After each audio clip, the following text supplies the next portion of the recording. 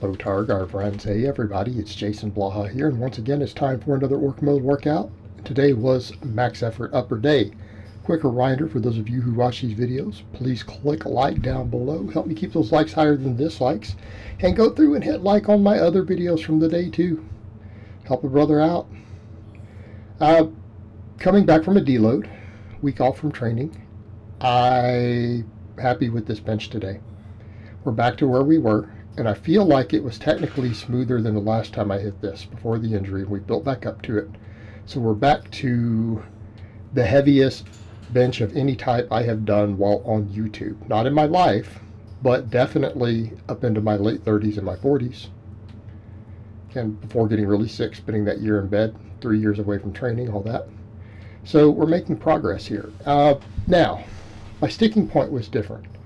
I had to grind really hard through the midpoint, and it's all delts. Like, I know right now my shoulders are weak. We know it from my incline. We know it from my overhead pressing. We know that I've rehabbed my shoulder.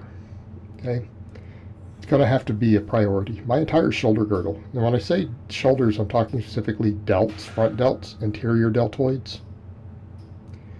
But my whole shoulder structure needs to come up. It's holding me back as a strength athlete. You know, we see some upper back weakness on my squatting. We don't see it on the deadlift, but if it's on the squatting, it's probably on the deadlift too. Okay, all that area detrained a lot. And it's all connected together. So if I'm going to build my front delts and everything for my benching, I've got to build the whole shoulder structure to stabilize everything. I can't afford another injury like that, impingement from the ring pull-ups. We're very mindful of all of our grips and angles and what we do. Not a spring chicken anymore. But 352, look at that speed off the chest. It just exploded. Midway through, I'm grinding. And then once it got past there, the lockout wasn't that bad. In other words, my tricep strength has gotten pretty good. I mean, look at what I've done on JM presses recently. Look at what I do on weighted dips. Tricep strength is coming along, at least in the heads that matter for the bench. You know, a lot of people saw some of my stuff here on the, you know, the incline and other stuff like, well, your lockout's like weak. No, it's not really the tricep lockout. And I'm not saying some more tricep won't help. No, not really. It's really more of a shoulder weakness. It's my delts. I'm going to keep training my triceps because I've made good progress with them, and I need to get them bigger. You know what? I need to put another inch of tricep on my arm. Okay, I could use it. Shoulders are going to be a priority. And again, all this stuff went okay. The 225 wasn't bad, but on this, I went back to the wider grip. People will say, why? Because I really suck at the close grip on this. And I feel like with some of these other supplemental lifts, I really need to work with where I'm stronger, and I'm stronger with this slightly wider grip. Pinkies on the rings. Gives me good wrist stacking. I might as well work with it. Okay. Now, I had hit 245 on this a few weeks ago when I was doing this wider grip, which I came back to mess with it again today. I was very fatigued from that max. And I don't want to use that as an excuse, because people will say, well, you say don't make excuses. Well, I'm not. Saying it was probably a factor, but my shoulders, just in general, were not strong enough to complete this lift today. They were just not. I failed right where the delts really become the primary mover, right? Came off the chest hard. My lats and pecs drove it off the chest, not an issue. As soon as the anterior deltoid became the primary mover, the bar stopped. It didn't even grind. It just came straight down. So we know the delts need work, and we fix that with the overhead press with the incline. And I'll get that incline up. Okay, I've been stronger on my incline while on YouTube. It's just been years and years and years. You know, when someone else brought that up, well, back here, look, you're repping 245 for reps, and it's 5 years ago. And I was doing incline as a primary movement at that time. I was doing a lot of minimalist training at the time, and what I was doing for upper body, I think, for that time was just incline and dips. Okay, for pressing. And so I'd gotten pretty good at 45-degree incline for a short time, and I haven't trained it in 5 years. And we can tell my upper chest and my delts are weak. Right? My upper chest needs to get bigger and thicker. It'll help with my close grip bench, since we know I'm way stronger at close grip than wide grip anyways. Well, we've got to do it. But we did 297, I believe, today. I think it's 297. I need to go double check. Let me check over my sheet real quick. But I did 3x3 with it. It was challenging. It was definitely hard. Yeah, it was 297 for 3x3. So exactly 85% of that max just now. And because that was a grindy max, that was a true max, that was all I had, doing triples at 85% after hitting another max and missing it's pretty dang hard. Not gonna lie, these were hard. These were hard. I know I did not have another rep on any of these. And especially the last set, I can promise you beyond a shadow of a doubt, had I tried a fourth rep, I would have gotten pinned. Right? I'm just gonna call it. This was everything I had, really. Even though it might look better than that max, that fatigue is accumulating. And my shoulders are definitely feeling it at this point. And my triceps started finally feeling my triceps on this. I didn't feel them on the max at all.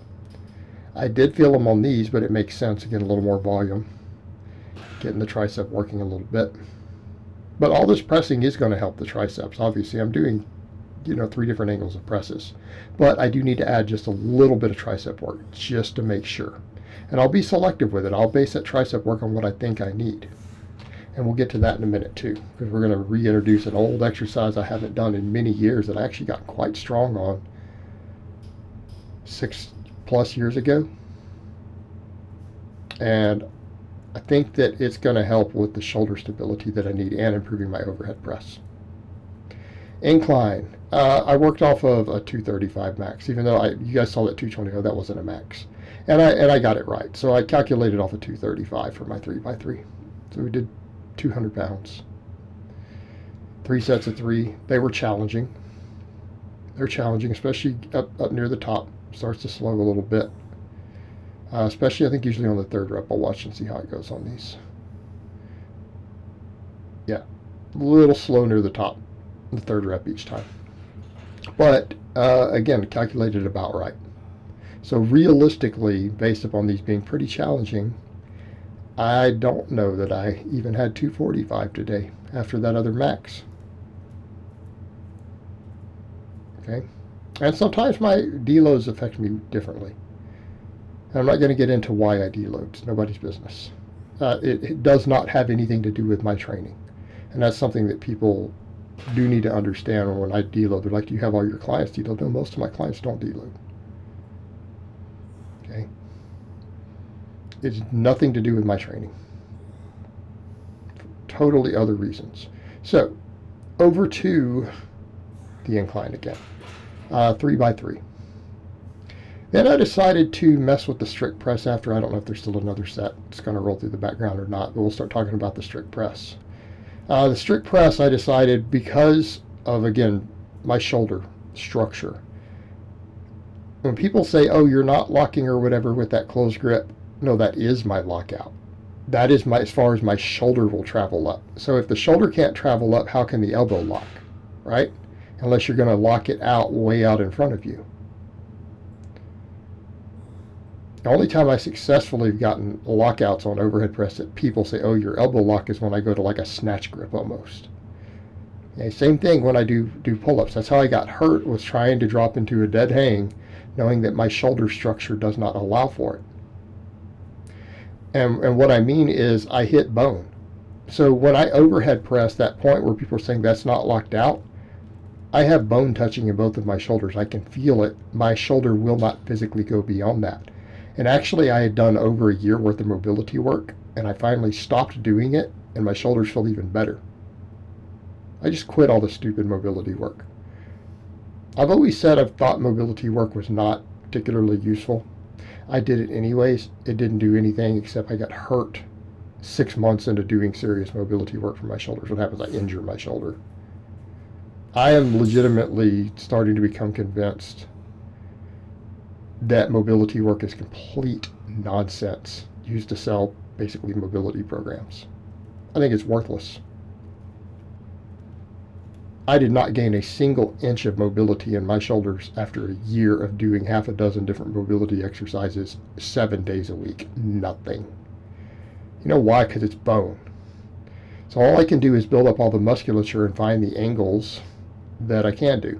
And these were ugly today. Some of that, it looks catawampus because I'm turned to the side. I'm not facing the camera straight on, because when I stepped back, I'm stepping back, I guess, at an angle. So my left foot is further back, so my left side is further back. And I did it every time, even when I tried not to. Just what happened. And I guess it's just trying to balance that weight out wide.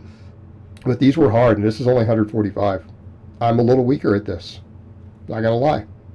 But you know what? It hammered my shoulders harder, and it makes sense why I'm weaker. I felt like I couldn't use as much tricep, and I felt like I used more delt, particularly side delt. Well, we know my shoulders are weak, and I've put a lot of work into getting my triceps strong, so it makes sense. Now, there are parts of the tricep that need to come up to assist there, and that's what we'll come over to next. I'm going to do my old things. I used to call them Tricepticons. Really, it's a standing behind the head tricep extension, but usually people do them with dumbbells, or they do them seated, and so there's not really much of a name for it. So if you try to even plug in a standing tricep extension, it'll be with something other than a barbell. So I just started calling these Tricepticons like 7 years ago, and I'd gotten up to where I could do a full plate for size for 10.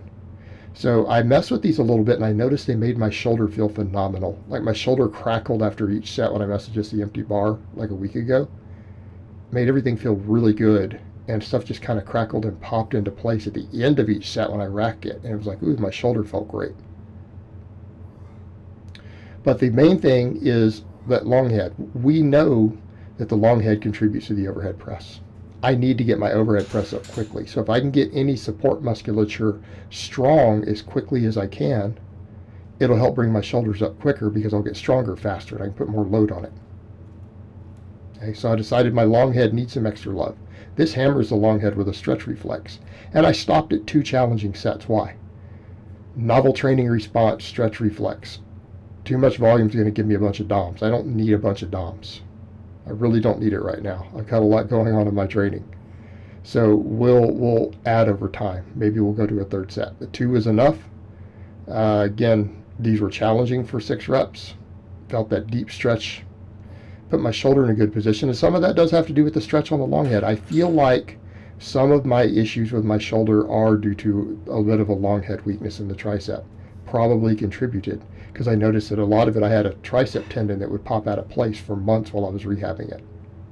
Okay, well, if that tendon's popping out of place, there's a weakness there. And it was all from those ring pull-ups, but there was a lot of factors that contributed. Now, chins today, I went a little wider. Why? Because I started messing with angles with these to see where my shoulder has the best movement and doesn't seem to inflame it at all. And I notice a wider grip feels more natural. I have my shoulder joint moves easier with the wider grip when I get outside of shoulder width. So I went a little wider. Now, it does feel like my general pulling strength was down a hair, because I only got doubles with a weight I got triples with. 2 workouts in a row. I was getting 3 sets of 3 with this weight. I struggled with doubles today. Is it that I could be slightly weaker in that position? Probably so. Maybe that wider grip on my hair weaker will bring it up quickly enough. That could be a factor. Could it be just not having done any real training? No pulling or anything during my deload? That could be a factor. Because sometimes I get weaker on deloads. I don't always get stronger. Usually I get weaker. So I feel like my pull-ups and rows suffered a little bit. Chin-ups and rows. So that's okay. That's okay. But I'm going to be hitting everything from 3 different angles now. You guys will notice it's going to be flat bench, it's going to be a closed grip variation, incline, standing press. All right, I'm hitting that whole shoulder girdle and all the chest and everything from 3 different angles. We're going to do the same thing with pulling. Okay, so we're going to do chins right now, Pendlay Rows, and then I'm going to do hang pulls. Those are 3 very, very different angles. Okay, we're working all of that shoulder structure from different angles with really heavy big movements. I'm done messing with prehab stuff. I'm done trying to mess with bands and all that stuff for my rear delts. We just need to get all those muscles strong, and we need to work every angle. Okay, to build that joint health back up where I need it, I need to build everything to work at multiple angles. And I need my entire middle and upper back to come up, and I think these 3 angles are going to give me the good combination that I need. I just need to get really, really strong at these movements. Now, people say, well, you're already pretty dang strong. Yeah, I'm pretty strong. Pretty strong, definitely above average. But I need to get really strong. Right? We need to increase all these weights another 10, 20%. And that might sound like a lot, but over time, it's going to give me the upper back and middle back development that I need that will carry over to all of the big 4. Okay? I really need it. I need it. And that's how we're going to do it. It's also going to help keep my shoulder girdle healthier. And by the way, these feel great on my shoulder. Some people are like, oh man, those Hagen pulls, they hurt the shoulder. No, they feel good. They actually feel really good in my shoulder. And one of the perks we have over those versus cleans, some people point out, well, cleans are so explosive that you can't use any real weight and blah, blah, blah sometimes, so there's no hypertrophy. Well, with these, I can't clean 275. And then we have an eccentric overload because you have to catch it as you're coming down a bit. Okay, that is not a zero eccentric. People who say that don't understand what an eccentric rep is. They read too much bodybuilding nonsense and don't look at the research. Because it's a cheating type movement, I'm getting an eccentric overload because it's a weight that I couldn't strict upright row anywhere near up. It means the eccentric reps have a tremendous amount of tension on the delts, the traps, all of that, biceps. So, again, just part of the equation. It's not like this is the only thing we're doing there. One of those 3 back movements. And I decided to throw in my cheek curls. And I noticed I didn't feel as much bicep today on the chins. So we know the cheek curls have helped my bicep strength. They seem to be helping. It's made my chins go up pretty quick. Because keeping in mind, even though people are like, well, that's a double, it's gone down a hair. Well, it's just at a different grip. It's at a different grip after hitting a grindy max and then missing a max on another lift. It'll be back up quick, and keeping in mind, it's still stronger than I was a month ago. So I do feel like the cheek curls have helped. And we got a rep PR on those today. We got 3 by 7. So I'll probably add a little bit of weight next time. But again, cheek curl, it's a big multi-joint movement. I'm not going to do a lot of single joint stuff. I just don't feel the need. Okay? These are all big exercises. Even that standing tricep extension, it's kind of a big movement, even though we would think of that as almost a tricep isolation. It really isn't. And this definitely isn't. Cheek curls, we know, work the upper back, traps, all that. And the EMG studies, as I said before, show they hit the biceps just as hard as strict stuff does if you use a heavier weight than you can strict curl. Like it usually like 20 pounds more, is what the data has shown. Just as effective. So it's a multi-joint movement for the biceps that hits it just as hard. Those are arguably the best bicep movements based upon data we have. Weighted chins, strict curls, cheek curls. Okay, I'm doing 2 out of those. Should help continue to bring the biceps up, which will help all of my pulling in general, which will help bring my back and shoulder girdle up, right? It'll help all those things, so we'll keep doing it. All right, guys, well, that's really all I have to say on that today. I hope it's been informative, and I will talk to you guys next time.